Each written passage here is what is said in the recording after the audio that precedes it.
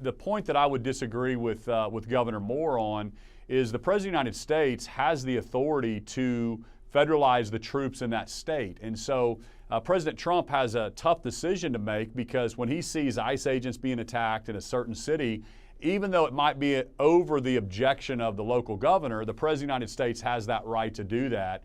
And there's case law there.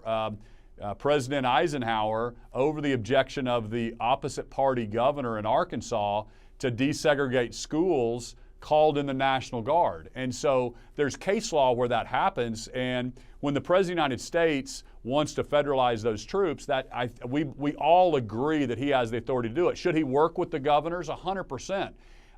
But then the question is, when there's a disagreement, when he calls Governor Newsom and says, hey, I'm going to send him in to protect a federal building, and Newsom says no, then who has the authority? Well, it's pretty clear in our Constitution that the President of the United States has that authority, so we support President Trump on it. The only thing I cautioned was, let's not pit one state against another. But I mean, I sent troops to the southern border in support of Governor Abbott, and I'll send them to Pritzker if he wants me to do something, or I'm going to send them to Memphis if Governor Lee calls me.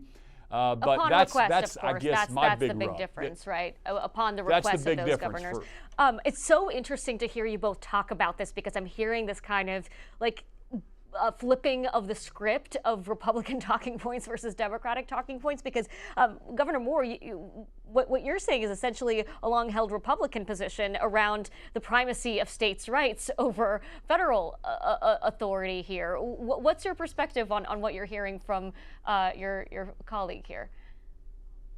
Well, no, and actually, and I completely agree with Governor Stitt that the president has the authority to do it. My question is the judgment. Whether or not it's the right thing to do. And I think about it in context of this, and again, as someone who, I've deployed with soldiers overseas, I've worn the uniform of this country. I've served with people who are willing to put their life on the line. And all of us, each and every one of us as governors, we serve as commanders-in-chief of our National Guards. That is a responsibility that we take very seriously, and we owe it to the people who serve in uniform. We owe it to their family members to be very, very smart and very sober about how, when, and where we mobilize these remarkable men and women. And the point that, the president absolutely has the authority to do it.